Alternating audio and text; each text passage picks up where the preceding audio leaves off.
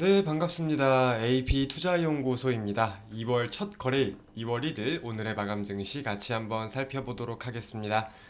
양대 증시 긍정적인 흐름을 보이면서 마감되었어요. 코스피는 1.02%, 그리고 코스닥은 1.41% 상승 마감했는데 지수가 이제 양대 지수가 박스권 상단 부근에서 이제 좀 저항을 맞고 흔들리는 모습을 보이나 싶더니 코스닥 같은 경우는 오히려 돌파하려는 모습을, 그리고 코스피 같은 경우는 이제 고점 부근에서 좀 지켜주려는 모습을 보이면서 마감이 되었습니다.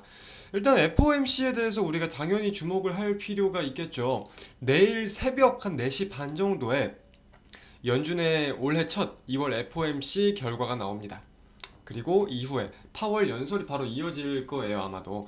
거기에 대해서 우리가 따져볼 때 지금 시장은 0.25%포인트, 즉 25 베이시스 포인트에 대해서 실상 100% 가까이 99% 확신을 하고 있는 상황이에요.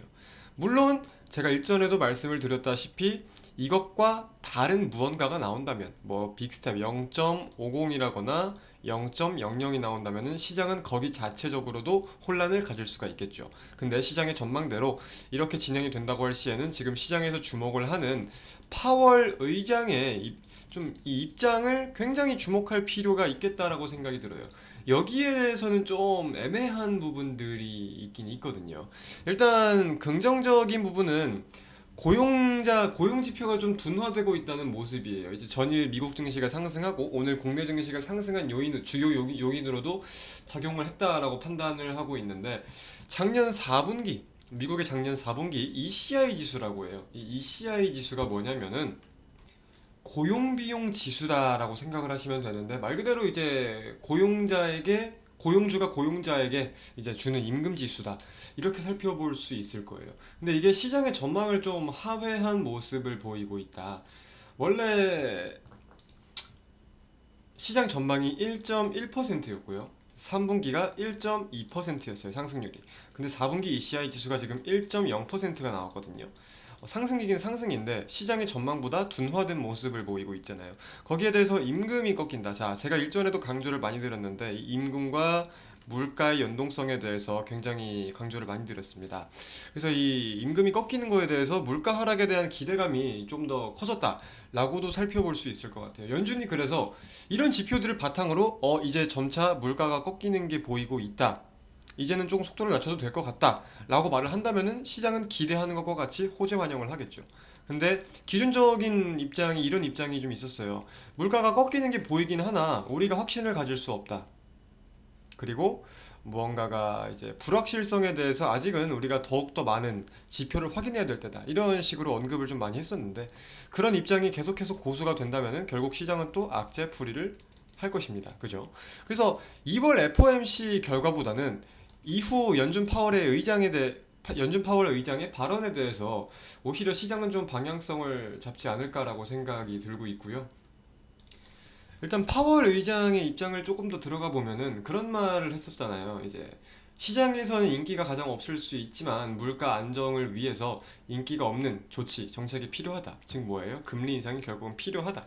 이런 입장을 좀 밝혔었는데, 거기에 대해서 효과가 지금 어느 정도 있냐라고 입증을 하는 것과 이것보다 만약에 조금 더 강력한 발언, 조금 더 센 발언을 한다라고 하면은 시장에서 어느 정도 인지하고 있던 바는 있었지만, 이를테면 뭐 기준금리의 상단을 올린다든지 무언가가 시장이 예상하고 있던 것과 다른 전망이 나온다면 거기에 대해서 변동성이 확대될 수 있는 가능성을 우리가 충분히 인지할 필요가 있는 거겠죠. 그래서 FOMC 뭐 어떤 입장을 보일지는 아무도 모르는 겁니다. 저도 모르고 여러분들도 모르고 시장의 그 누구도 모르는 거예요. 그냥 전망을 분석하고 전망을 할 뿐이지. 그래서 이게 결과가 발표가 된 다음에 어떻게 시장이 좀 해석을 하는지 중요하겠다. 근데 좀 개인적인 입장을 풀어보자면은, 물론 시장에서 이런 예상 밖 변수들에 대해서 무언가가 언급을 한다면은 변동성이 위든 아래든 켜지겠지만, 그게 아니라고 하면 저는 FOMC를 가진 큰 변동성은 없을 거다라고 생각이 들어요. 그게 아니면은 시장에서 계속 너무나 많이 들어왔고 질릴 만큼 반영을 하고 많이 알고 있는, 예상을 하고 있는 내용이 많기 때문에 진짜 예상 밖 범위가 아니라면은 큰 변동성은 보이지 않을 것 같다라고도 저는 좀 전망을 하고 있습니다. 오히려 우리가 좀 실적 관련된 부분에서 꾸준히 좀 집중을 할 내용들은 집중을 할 필요가 있지 않을까라고 판단을 하고 있습니다. 이제 오늘 밤 개장하고 내일 폐장을 장 마감을 하면은 메타 플랫폼스가 실적을 발표해요. 관련해서 관련주들 흐름도 우리가 살펴볼 필요가 있을 것이고 러시아 내용을 좀 알아볼 필요가 있겠는데요. 러시아 유가 상한제가 계속해서 화두에 올랐었어요. 유가 상한제 뭔지 다들 아시죠? 이 유가 상한제 러시아가 오늘 뭐라고 밝혔냐면 유가 상한제를 도입한 국가에게는 석유 수출을 하지 않겠다라고 밝혔어요. 근데 사실상 이 유가 상한제 지금 참여하고 있는 국가들을 그럼 우리가 살펴볼 필요가 있겠다는 건데 좀 국가별 움직임을 계속 지켜볼 필요가 있겠죠. 그리고 유럽연합 같은 경우는 이 유가 상한제에 대해서 어느 정도 타격이 있을지 우리가 좀 흐름을 살펴볼 필요가 있겠다. 단기적으로 이번 겨울에는 이제 에너지난에 대한 우려감이 컸었는데 생각보다 날씨가 따뜻하기도 하고 에너지난을 잘 넘겼잖아요. 그래서 이런 기조가 계속해서 이어지면 좋을 거예요. 이제 에너지 원유도 그렇고 다양한 에너지의 수입을 다방면에서 끌어오는 이 체제가 잘 완성이 된다면은 즉 러시아에 대한 의존도가 줄어든다면은 사실상 러시아가 수출을 하지 않는다라고 하더라도 큰 타격은 있지 않겠죠. 그리고 좀 우리가 러시아 관련해서는 같이 한번 살펴봐야 되는 게 이런 내용도 있긴 있어요.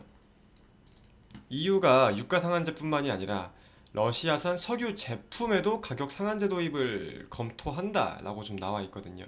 그러니까 러시아에 대한 제재가 계속해서 이어지고 있는 기조예요.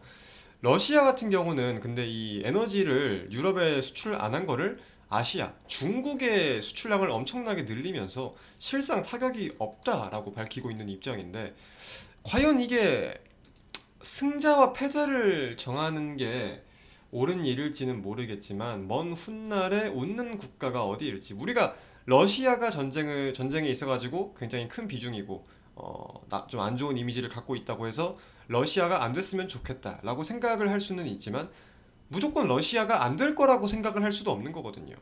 그죠? 러시아도 아무 생각 없이 이렇게 진행을 하는 게 아닐 거니까 감정적으로만. 그래서 그런 부분들 우리가 좀 체크할 필요가 있겠다 말씀을 드리면서 오늘 마감 증시 마치도록 하겠습니다. 시청해주신 여러분 대단히 감사드립니다.